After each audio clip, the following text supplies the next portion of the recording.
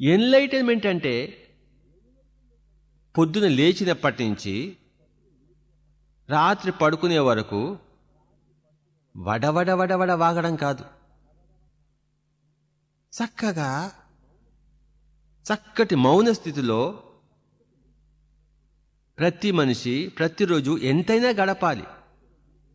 అలాంటి మౌన స్థితి లేనప్పుడు, అలాంటి మౌన స్థితి అభ్యసించినప్పుడు ఎవ్వరూ ఎన్లైటన్మెంట్ కాలేరు, పొందలేరు.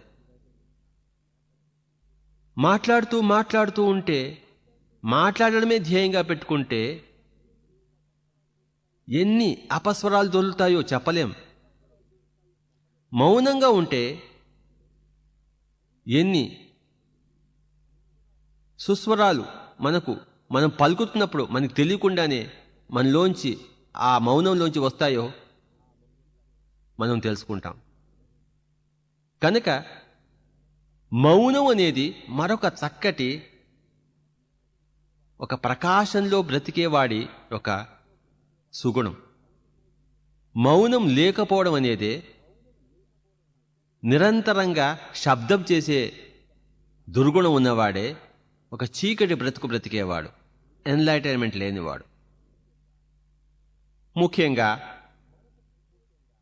మరొక ఎన్లైటెండ్ మాస్టర్ వచ్చినప్పుడు మనం నోరు మూసుకుని అతని దగ్గర కూర్చోవడమే ఎన్లైటన్మెంట్ అంటే. మనకన్నా తక్కువ స్థితిలో ఉన్నవాళ్ళు, తక్కువ జ్ఞాన పరితుల్లో ఉన్నవారు దగ్గర మనం నోరు విపత్సు. కానీ మనకన్నా ఎక్కువ జ్ఞాన పరిస్థితుల్లో ఉన్న వాళ్ళ దగ్గర నోరిప్పడం అనేది ఎంత అసంగతమైనదో. రాధాకృష్ణను రమణ మహర్షి దగ్గరికి వెళ్ళేవాడు. 6 రోజులు కూర్చుని మౌనంగా కూర్చుని వచ్చేసేవాడు. అఖండమైన పండితుడు రాధాకృష్ణన్. కానీ అంతకన్నా ఉచ్చస్థితిలో వెలుగుతున్న మాస్టర్ రమణ మహర్షి. ఆయన దగ్గర ఈయనకి మాట్లాడడానికి ఏమీ లేదు అని తెలుసు ఈయనకి. కనుక చక్కగా నిశ్శబ్దంగా ఉండేవాడు. కనుకనే మనకన్నా ఆత్మజ్ఞానంగా ఎన్లైటన్మెంట్ రీతిలో ఎక్కువ స్థాయిలో ఉన్నవారు దగ్గరున్నప్పుడు వారి పక్కన పూర్ణ మౌనంగా ఉండి వారిని గమనించడమే, వారి హావభావాలను వీక్షించడమే, వారి మాట తీరును పరీక్షించడమే ఎన్లైటన్మెంట్ అంటే. అంతేగాని